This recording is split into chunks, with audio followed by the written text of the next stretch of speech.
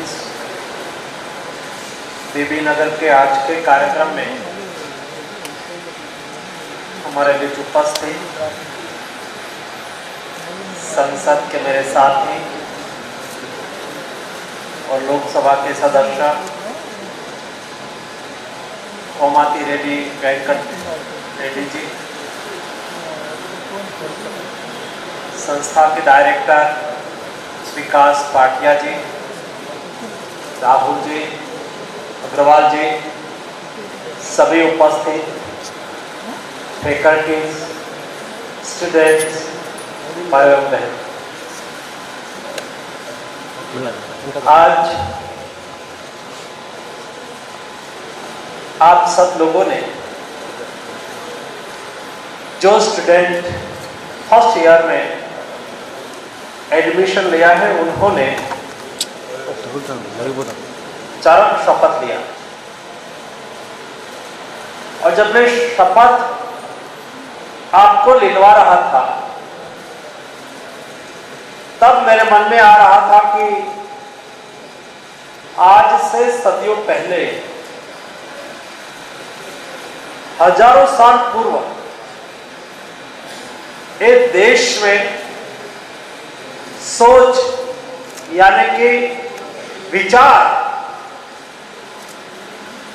कितना सभ्य था, जो आज भी आप सोचेंगे तो आपको उपयुक्त लगेंगे, जो एक जमाने में आचार्य चरक ने कहा था। एक डॉक्टर के रूप में आपका व्यवहार कैसा होगा,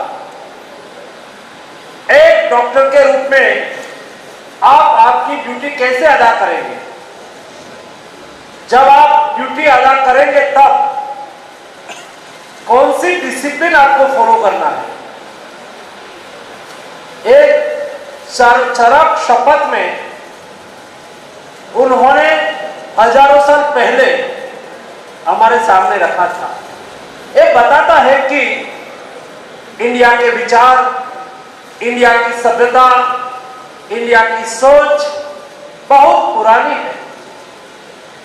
हम पहले से ही सभ्य हैं, हम पहले से ही,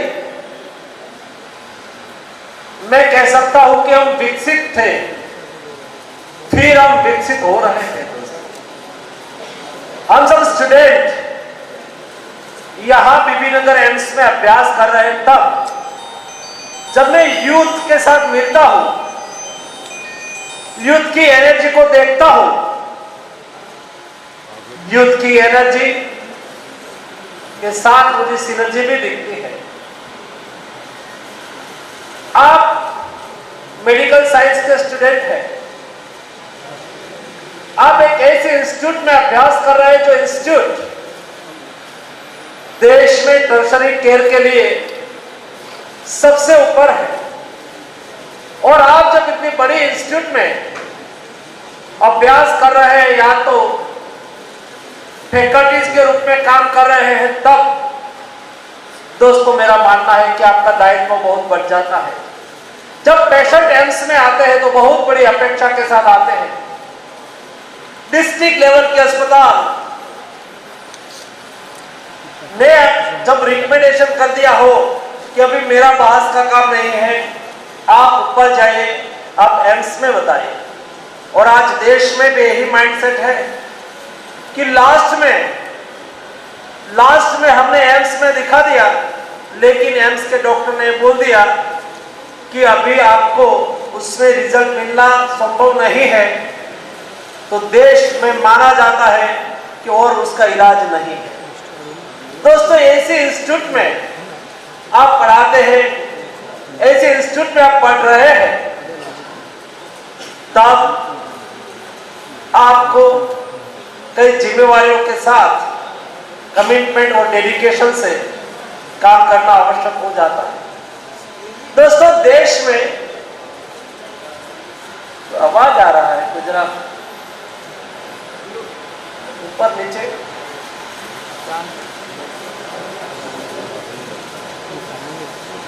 जब आप दोस्तों इस समय में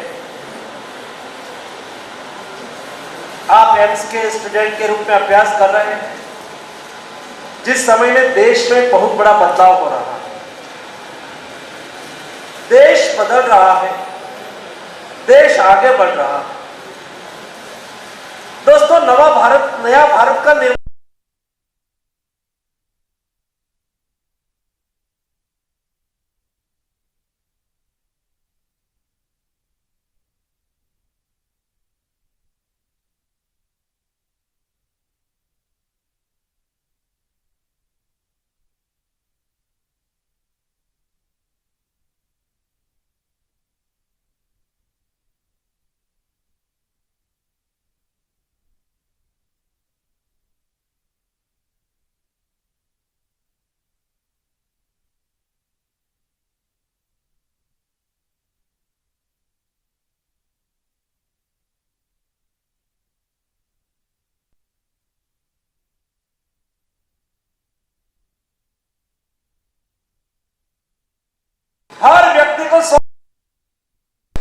हर व्यक्ति को अपने निवास के नजदीक में से नजदीक सेंटर पर इलाज मिले, पैसा है उसको भी इलाज मिले, जिसके पास पैसा नहीं है उसको भी इलाज मिले, सब लोगों को अच्छा इलाज मिलने का अवसर प्राप्त हो, इसलिए सारे देश में आज काम हो रहा है। 5-6 हजार पॉपुलेशन का एक हेल्थ एंड वेलनेस सेंटर बनाया जा रहा है। 2018 में मोदी जी ने तय किया था कि हम देश में 1,50,000 हेल्थ एंड वेलनेस सेंटर बनाएंगे। आज मुझे बताते हुए खुशी हो रही है कि दिसंबर 2022 अंत तक 1.5 लाख बनाना था, आज 1,33,000 हेल्थ एंड वेलनेस सेंटर देश में कार्यरत हो। देश में हेल्थ एंड वेलनेस सेंटर बने, वहां डॉक्टर्स को जॉब की अपॉर्चुनिटी मिले, लोगों को स्वास्थ्य सुविधा मिले। उसके बाद primary health and wellness centre पर प्राइमरी स्क्रीनिंग हो जाने के बाद वहां से डॉक्टर को ऐसा लगे कि पेशेंट को और आगे दिखाने की आवश्यकता है। लेकिन दोस्तों, इस अप्रोच के साथ हम लोग काम कर रहे हैं ताकि गरीब गरीब होता है दोस्तों, उसके जेब में पैसा नहीं होता है और एक सप्ताह के लिए 2-3 दिन के लिए वो बीमार रहते हैं।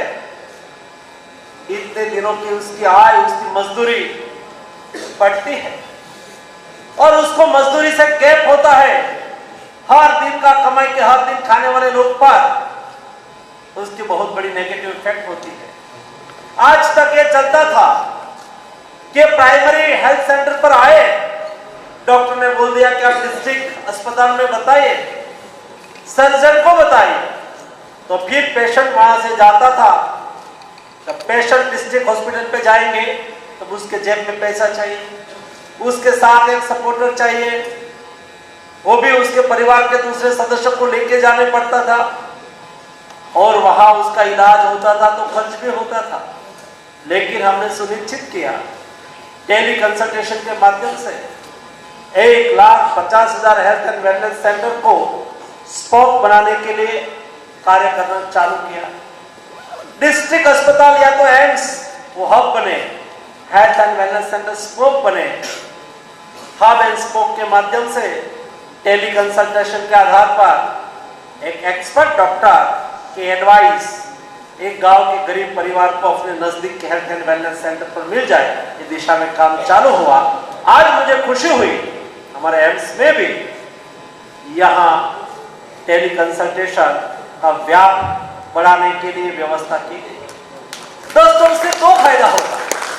जब स्टूडेंट के रूप में आज पढ़ रहे हैं, मुझे दिखाई दे रहा है आने वाले दिनों में हेल्थ सेक्टर में जो रिसर्च इनोवेशन हो रहा है, डिजिटल टेक्नोलॉजी का उपयोग बढ़ रहा है, आर्टिफिशियल इंटेलिजेंस का युग आ रहा है। देश डिजिटल टेक्नोलॉजी के साथ जुड़ के ऐसा मानने का कारण नहीं है और दोस्तों, ये सोच भी आज के लिए हिंदुस्तान के लिए उपयुक्त नहीं है। ये नया भारत है दोस्तों, ये बदल रहा भारत है। आज मेरे सारे कोविड क्राइसिस के दरमियान सारी दुनिया के साथ बातचीत की है, सारी दुनिया के साथ मेरा संपर्क होता था, हर दिन मीटिंग होती थी और दुनिया की स्थिति मैंने देखी है। तब जाकर मेरा कॉन्फिडेंस बिल्ड होता है। हम जब डिजिटल टेक्नोलॉजी में काम कर रहे हैं, हम आयुष्मान भारत डिजिटल मिशन के माध्यम से डिजिटल टेक्नोलॉजी का एजुकेशन में, डिजिटल टेक्नोलॉजी का हेल्थ केयर सेक्टर में उपयोग करके दुनिया में नंबर 1 बनने की दिशा में आगे बढ़ रहे हैं, बढ़ चुके हैं दोस्तों। आज आभा कार्ड आने वाले दिनों में जब आप डॉक्टर बन के आएंगे ना, तब ज्यादातर आप टेली कंसल्टेशन पर भाग लेते होंगे। आप आभा आईडी का उपयोग करके पेशेंट की हिस्ट्री देखते होंगे। लंबी लाइन में खड़े रहने के अलावा टेली कंसल्टेशन के माध्यम से पेशेंट को कंसल्ट करके जिसको आवश्यकता हो उसको ही आप अस्पताल बुलाते होंगे। ये आने वाले दिनों में मैं स्पष्ट देख रहा हूं। इतना ही नहीं दोस्तों, आपकी जिम्मेवारी उस वक्त बहुत बदली हुई होगी। हेल्थ सेक्टर में जिस दिशा में हिंदुस्तान आगे बढ़ रहा है, उसको देखते हुए भारत सरकार ने हील इन इंडिया इनिशिएटिव दिया। हम हील इन इंडिया के माध्यम से आने वाले दिनों में दुनिया के साथ country to country, hospital to hospital, hospital to country, country to hospital, large number में एमओयू साइन करके हमारी जो स्ट्रेंथ है, हमारी जो एक्सपर्टाइज है, हमारी क्वालिटी एजुकेशन और क्वालिटी ट्रीटमेंट का मानक हिंदुस्तान के डॉक्टर ने स्थापित किया है। दुनिया में ट्रीटमेंट कर रहे 10 लाख से अधिक इंडियन डॉक्टर्स विश्व में हिंदुस्तान की शाख को स्थापित किया है।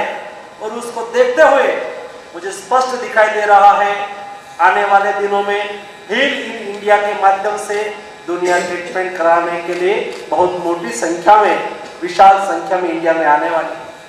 हिंदुस्तान के नागरिकों का स्वास्थ्य को भी देखना है दोस्तों। विश्व के नागरिकों के स्वास्थ्य को देखने की जिम्मेवारी भी मैं स्पष्ट देख रहा हूं, आने वाले दिनों में हमारे पर आ रही है। मैंने कोविड क्राइसिस में देखा, हिंदुस्तान का सॉफ्ट पावर देखा, हिंदुस्तान के डॉक्टर्स और हॉस्पिटल की क्षमता देखी, हिंदुस्तान का फार्मा सेक्टर, उसकी ताकत देखी। जब फर्स्ट सेकंड लॉकडाउन चल रहा था, दुनिया के पास ये स्थिति थी, लॉकडाउन के खिलाफ एजिटेशन चल रहा था। हिंदुस्तान में कोई जगह में एजिटेशन नहीं हो। दुनिया में डॉक्टर्स हॉस्पिटल नहीं आते, नर्सेज हॉस्पिटल नहीं आते थे। और दुनिया के हेल्थ मिनिस्टर मुझे बता रहे थे कि honourable health minister of India, we are suffering this type of crisis. तब मैं कहता हूँ और आपको अभिनंदन भी देता हूँ, कई हमारे डॉक्टर्स, हमारे नर्सेज, हमारे पैरामेडिक स्टाफ दिनों तक, माँ हो अपने बच्चे हो, छोटे छोटे बच्चे को छोड़ के वो घर इसलिए नहीं जाती थी, वो कोविड वार्ड में ड्यूटी देते थे, डॉक्टर हो या नर्स हो।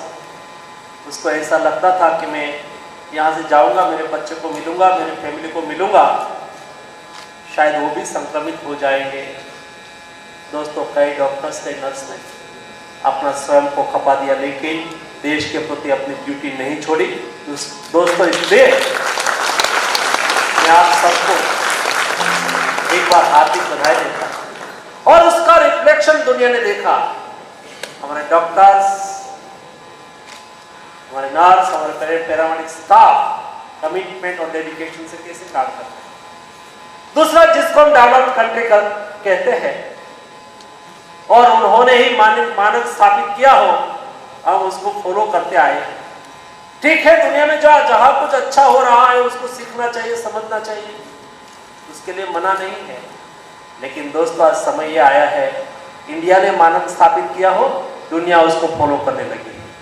और जिस दिन कोविड के दरमियान हर दिन सुबह में 9:30 को मेरे यहाँ देश के साइंटिस्ट लोग, आईसीएमआर के डीजी हो, नीति आयोग के डायरेक्टर हो, देश के एक्सपर्ट साइंटिस्ट हो, उसके साथ डेली मीटिंग होती थी। तो एक बार मेरे सामने एक प्रेजेंटेशन आया और प्रेजेंटेशन में मेरे सामने रखा गया कि वैक्सीन की इफेक्ट कितनी है, और इफेक्ट बताते हुए एक न्यूयॉर्क में 200 पेशेंट पर दी गई स्टडी का एग्जाम्पल दिया गया।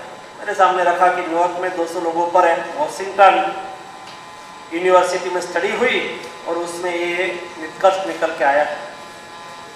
तब मैंने केवल एक ही क्वेश्चन राइज किया था कि अच्छा है न्यूयॉर्क में स्टडी निकली, हमें देखना चाहिए, लेकिन हमारे पास तो हमारे हर हैंड्स, हमारा कोविन प्लेटफॉर्म और उस वक्त 20 करोड़ 35 करोड़ डोज एडमिनिस्टर किया गया था, उसका डेटा हमारे पास उपलब्ध है। हम हमारी स्टडी नहीं निकाल सकते? अगले वीक में आप ऐसी स्टडी बना के मेरे सामने आके प्रेजेंटेशन दीजिए। और मेरे सामने जब प्रेजेंटेशन दिया, मैंने कहा को इंटरनेशनल जर्नल को भेजो। आज और तब से दुनिया हमारी स्टडी का एग्जाम्पल देके अपने देश में लोगों को दिखाने लगे थे। ये देश में ब्रेन पावर और मैन पावर की दोस्तों कभी कमी नहीं थी, सवाल था उसको अपॉर्चुनिटी देने का। आप जैसे यूथ, टैलेंटेड यूथ, उसमें रही शक्ति, उसमें रही संपदा, उसको उस पर भरोसा करके इसको अवसर दिया जाने का काम मोदी जी ने कोविड क्राइसिस में किया। आप ऐसे ही निकले हुए कई साइंटिस्ट कम्युनिटी के साथ मोदी जी बैठे थे और मोदी जी ने उस वक्त बात कही कि अब कोविड का सॉल्यूशन क्या, उसका इलाज क्या। तो अंत में हमारे साइंटिस्ट लोगों ने कहा कि प्रधानमंत्री जी वैक्सीन ही उसका सॉल्यूशन है। तब मोदी जी ने कहा था कि हम वैक्सीन बना सकते हैं क्या? तब हमारे साइंटिस्ट ने कहा साहब हम बना सकते हैं। बगल में बैठे हुए दूसरे हमारे साइंटिस्ट ने कहा कि साहब हम बना तो सकते हैं, लेकिन हमारी प्रोसीजर ही ऐसी है, इतने समय में डेटा जनरेट करना, इतने समय में उसका रिजल्ट लाना, इतने समय में जाएंगे तो DGCI उसको अप्रूवल देंगे और उसमें इतना टेस्ट करना है, सब सारी प्रोसीजर में 4.5 साल लगेगा। तो हम आज रिसर्च करना चालू करेंगे तो 4.5 साल के बाद हिंदुस्तान में हमें अप्रूवल मिलेगी, वो सही चला तो, तब तक तो देश का क्या होगा।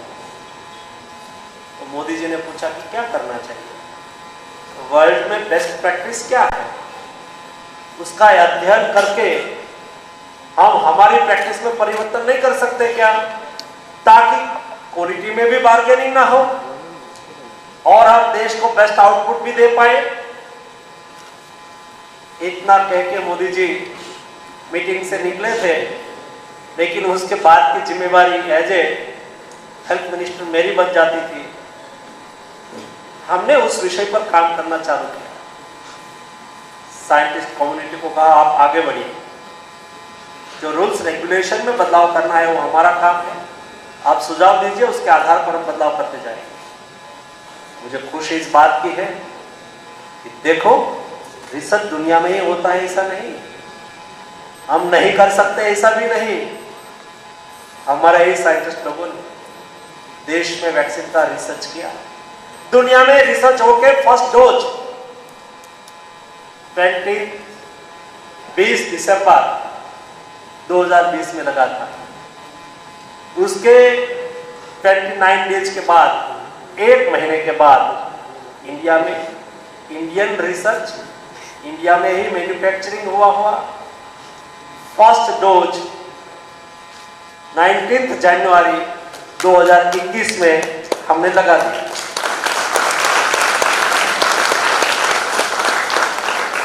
दोस्तों ये हमारी ताकत है, ये ताकत को आने वाले दिनों में हमें और आगे ले जाना है। देश में अफोर्डेबल और एक्सेसिबल हेल्थ केयर हो, सभी को स्वास्थ्य सुविधा का लाभ मिले, इसलिए मोदी जी ने आयुष्मान भारत योजना निकाली। आज से 8 साल पहले शायद आप में से कभी किसी ने न्यूज़पेपर में पढ़ा होगा, अमेरिका में ओबामा ने 10 करोड़ अमेरिकन नागरिक के लिए हेल्थ सिक्योरिटी स्कीम निकाली थी और सारी दुनिया में ओबामा की वाहवाही हुई कि ओबामा ने यूएसए के 10 करोड़ लोगों को हेल्थ सिक्योरिटी दी। दोस्तों, हिंदुस्तान में 11 करोड़ फैमिली यानी कि 55 करोड़ लोग, 5 लाख, वन फैमिली 5 लाख की हेल्थ सिक्योरिटी के माध्यम से आज देश के नीडी लोग, गरीब और मध्यम वर्ग के लोगों को हेल्थ सिक्योरिटी के माध्यम से स्वास्थ्य सेवा सुलभ हो रही है।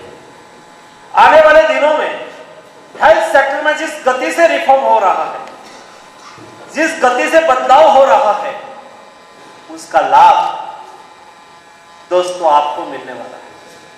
मेरी आपसे एक अपेक्षा है दोस्तों, यहां बैठी हुई फैकल्टी से भी अपेक्षा है और स्टडी कर रहे सभी स्टूडेंट से भी मेरी अपेक्षा है। एक बार नेशनल मेडिकल कमीशन ने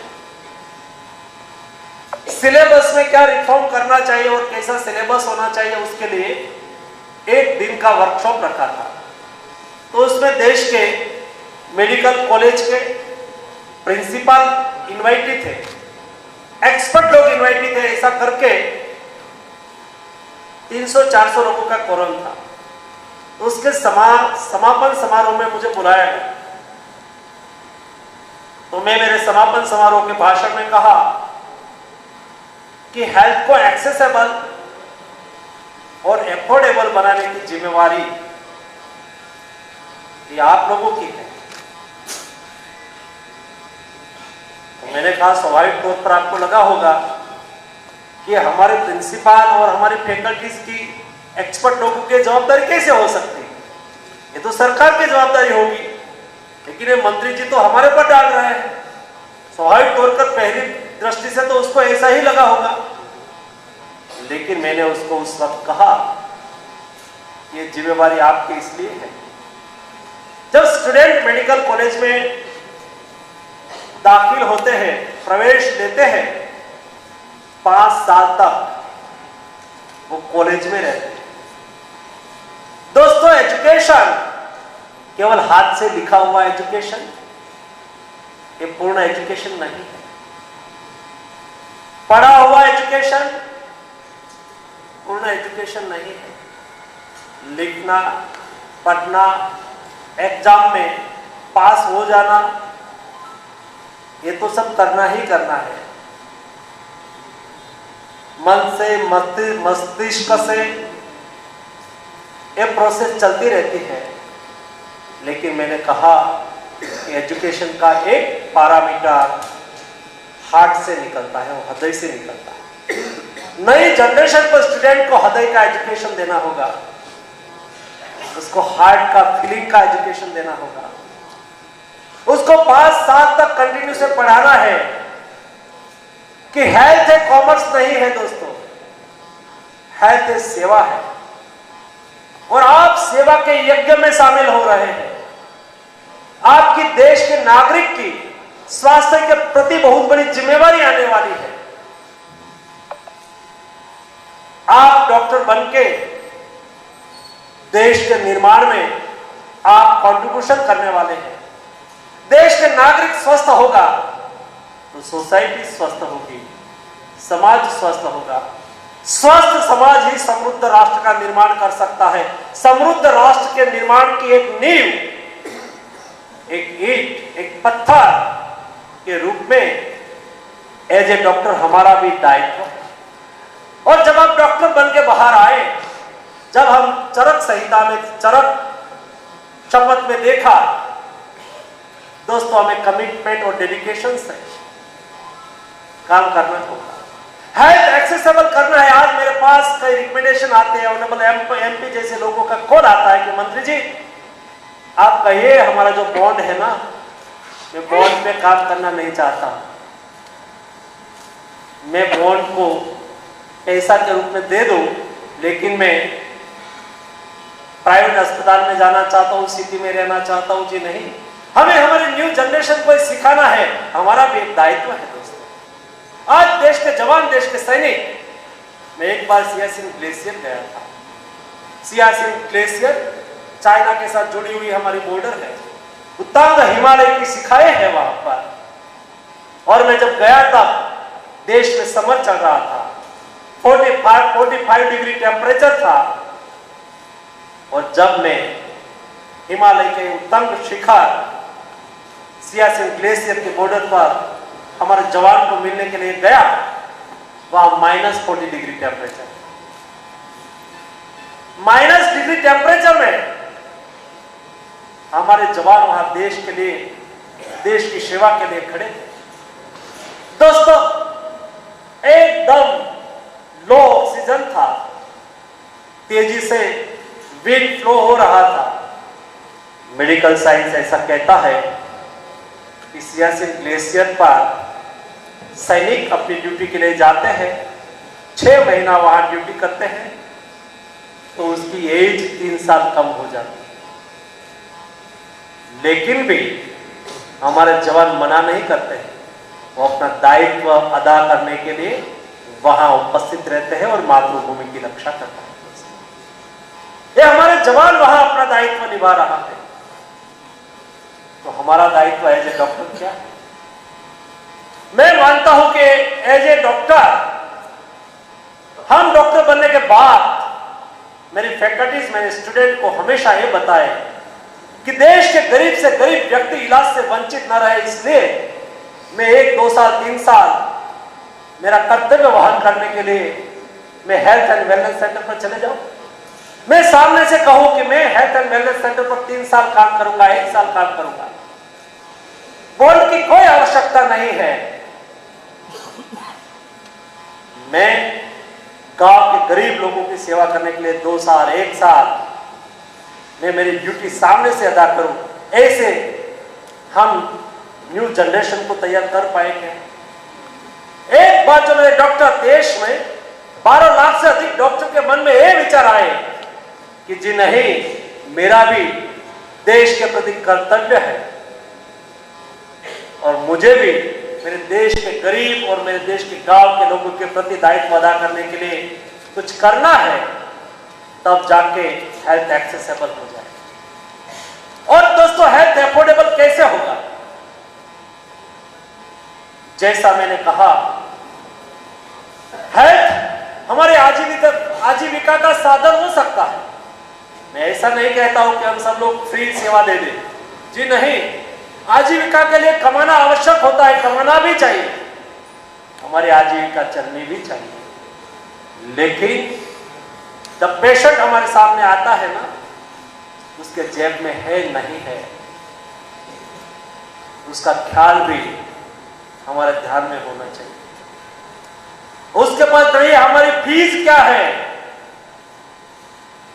दोस्तों, वो भी जब हम स्वास्थ्य के साथ जुड़े हैं, तो केवल कॉमर्स के रूप में हम हमारे हॉस्पिटल को ना चलाएं, हम केवल हेल्थ को कॉमर्स के रूप में ना देखें, हम उसको सेवा में के रूप में देखें, तब जाके देश में हेल्थ केयर ऑटोमेटिक अफोर्डेबल हो जाए। गवर्नमेंट की ओर से तो एफर्ट होता है, होता रहेगा। आयुष्मान भारत जैसी योजना, जन औषधि केंद्र जैसे जन औषधि केंद्र पर सस्ती दवाइयां की उपलब्धि, सरकारी अस्पताल, देश में डॉक्टर की उपलब्धता, देश के डॉक्टर, देश के स्टूडेंट, उसको सस्ता मेडिकल एजुकेशन उपलब्ध हो, देश और दुनिया में उसको एजुकेशन के लिए जाने की नौबत ना आए। इसलिए 2014 से हमने हेल्थ एजुकेशन सेक्टर में बहुत बड़ा बदलाव किया। आप सब लोगों ने देखा होगा, जो 368 मेडिकल कॉलेज थी, आज बढ़ के 646 मेडिकल कॉलेज में 44,000 MBBS की सीट थी। लास्ट रिपोर्ट मेरे पास आया 97,000 MBBS की सीट किया है। पीजी की सीट लगातार बढ़ रही है। एक 105% पीजी सीट में बढ़ोतरी हुई है ताकि देश को एक्सपर्ट डॉक्टर की उपलब्धता हो। 2014 में 31,000 पीजी की सीट थी, वो आज बढ़ के 63,000 हो चुकी है। 105% उसमें बढ़ोतरी हुई है। और आने वाले दिनों में हम और मेडिकल एजुकेशन को बढ़ावा देने के लिए, क्वालिटी एजुकेशन के लिए हम काम करना चालू किया है और उसमें आमूलचूल परिवर्तन हो रहा है दोस्तों। नेशनल मेडिकल कमीशन में कमांड एंड कंट्रोल सेंटर बनाया है। सभी मेडिकल कॉलेज में 16 कैमरा लगाया गया है, चाहे गवर्नमेंट मेडिकल कॉलेज हो चाहे प्राइवेट मेडिकल कॉलेज हो। 16 कैमरे के माध्यम से हॉस्पिटल में किसने एंट्री ली, कमांड एंड कंट्रोल सेंटर जब देखना चाहे तब देखेंगे। आर्टिफिशियल इंटेलिजेंस के माध्यम से कितने ओपीडी हो रहा है, कैमरे के माध्यम से वो देखेंगे। क्या क्या फैसिलिटी है 24/7 उसका मॉनिटरिंग डिजिटल टेक्नोलॉजी के माध्यम से होता रहेगा। और आर्टिफिशियल इंटेलिजेंस हमें पिप पप पप पप करके बताएंगे कि यहाँ ओपीडी नहीं है, हमारा स्टूडेंट क्या सीखेगा, और वहां से हम उसको अलर्ट देंगे। ओपीडी नहीं होगी तो आपकी मेडिकल कॉलेज नहीं चलेगी। मेडिकल कॉलेज चलाना है तो वहां फैकल्टीज होनी होगी, पेशेंट होना होगा और इक्विपमेंट यानी कि इंफ्रास्ट्रक्चर होना होगा। ये दिशा में हम टेक्नोलॉजी का उपयोग करके आगे बढ़ रहे हैं।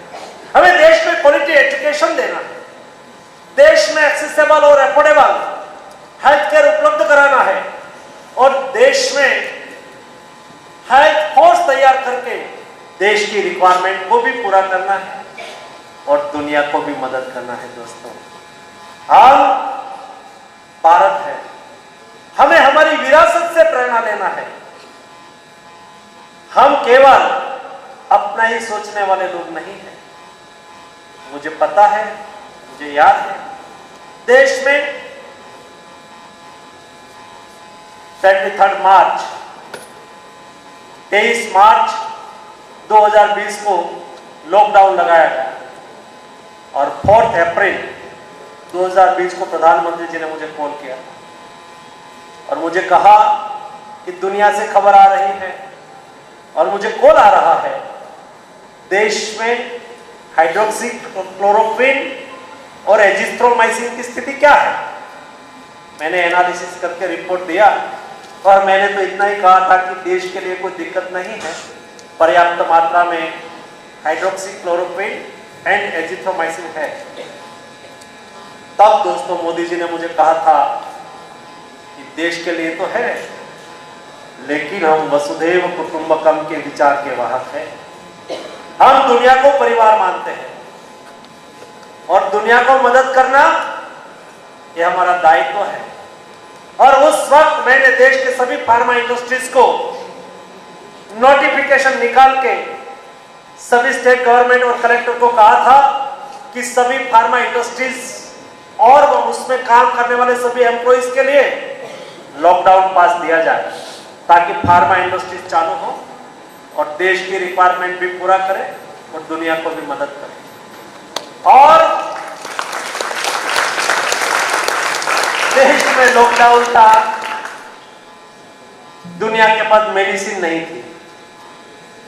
एक कंट्री की ओर से मुझे कॉल आया, आउट ऑफ कंट्री के हेल्थ मिनिस्टर ने मुझे कहा कि honourable health minister of India, मैं फार्मा विभाग का भी मंत्री हूँ, तो उन्होंने मुझे कहा कि हमारे यहाँ 19 डेज से एजिथ्रोमाइसिन नहीं है, हम आपको वेंटिलेटर भेजेंगे, आप हमें कृपया करके एजिथ्रोमाइसिन दीजिए।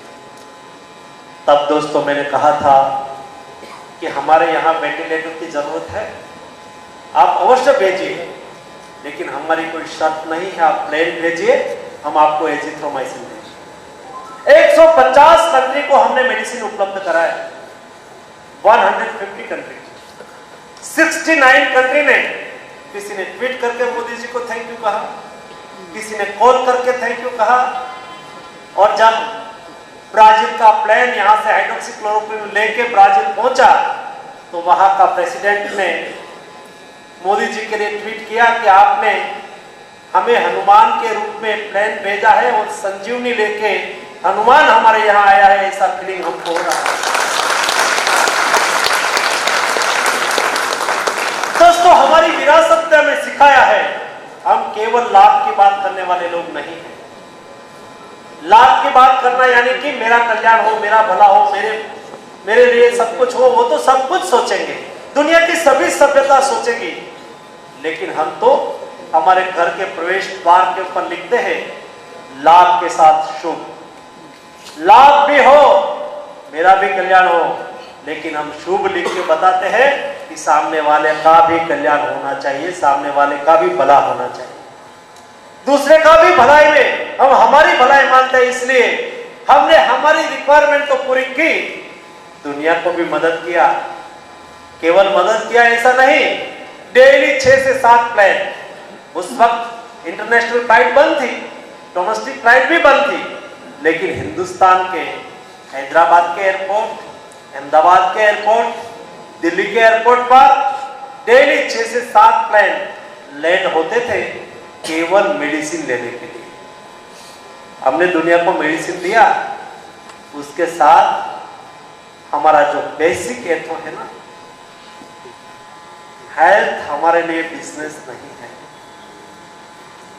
मेडिसिन हमारा पुरखों ने हमें सिखाया है कि केवल हमारे लिए बिजनेस नहीं है। उस वक्त हमने सोचा होता कि चलो भाई, दुनिया को तो अभी जरूरत है, अब जो भी दाम बढ़ाएंगे दुनिया को तो लेना ही लेना पड़ेगा, क्या करेंगे। हमने ऐसा नहीं किया, 150 कंट्री में मेडिसिन भेजी, प्राइस नहीं बढ़ाई, प्राइस हाइक नहीं किया, उसको एफोर्डेबल मेडिसिन उपलब्ध कराया, जो पहले जिस कीमत में हम देते थे वही कीमत में कोविड क्राइसिस के दरमियान। दूसरा, 150 कंट्री में से कभी कहां से भी, उस वक्त हमने भी कई चीजें इंपोर्ट की थी तो क्वालिटी की बहुत बड़ी दिक्कत आती थी, जैसा तैसा माल सामान लोग भेज देते थे, लेकिन इंडिया ने ऐसा नहीं किया। 150 कंट्री में से कहां से भी ऐसी शिकायत नहीं आई कि इंडिया से भेजी हुई मेडिसिन स्पूरियस है, कोई जगह से ऐसी शिकायत नहीं आई। और इसलिए कोविड के बाद और ड्यूरिंग कोविड दुनिया ने हिंदुस्तान का बेसिक स्वरूप देखा, मूल स्वरूप को, जो हमारा सशक्त मॉडल था, हमारा इथोस के आधार पर हमारा मॉडल था, वो दुनिया ने देखा। और दुनिया में इंडिया का पासपोर्ट की इज्जत भी बढ़ी, इंडियन नागरिक की इज्जत भी बढ़ी, इंडियन हेल्थ केयर के साथ जुड़े हुए सभी कम्युनिटी की इज्जत भी बढ़ी, और भारत सरकार की इज्जत दुनिया में आज कोविड के बाद बहुत बढ़ चुकी है। और इसलिए यहां बैठी हुई फैकल्टी और यहां बैठे हुए सभी मेरे स्टूडेंट, आपका भविष्य बहुत उज्जवल है। मैं देखता हूं जब आप डॉक्टर के रूप में आपका एजुकेशन पूरा करके आएंगे, तब आपके लिए इंडिया की अपॉर्चुनिटी और दुनिया की अपॉर्चुनिटी आपके सामने खड़ी होगी। जब ये अपॉर्चुनिटी के रूप में आप जो भी अपॉर्चुनिटी सिलेक्ट करें, जहां भी काम करें, दोस्तों, सरकार में आपके पीछे एक डॉक्टर तैयार होता है ना, 1.5 करोड़ का खर्च एक डॉक्टर के पीछे लगता है भारत सरकार। मेरी अपेक्षा है मेरे सभी स्टूडेंटों से, आप जहां भी जाए, जहां भी जॉब करें, जहां भी काम करें, जहां भी अस्पताल चलाएं, जो ही रूप में, जो ही स्वरूप में आप काम करें, दोस्तों, नेशन फर्स्ट, देश पहला कभी नहीं होता।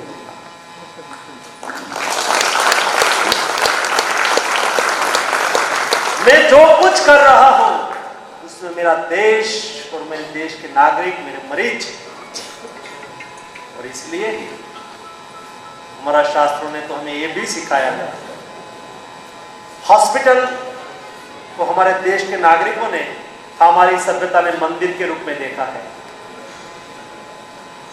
और पेशेंट को ईश्वर के रूप में हम देखते हैं। हम तो एक मंदिर के पुजारी हैं, सेवा करने वाले लोग हैं। ये भाव के साथ आप काम करेंगे तो मैं मानता हूं कि उसका सेटिस्फैक्शन आपको भी होगा और उसका उपार्जन देश को मिलेगा। आप सबको मेरी ओर से हार्दिक शुभकामनाएं। धन्यवाद।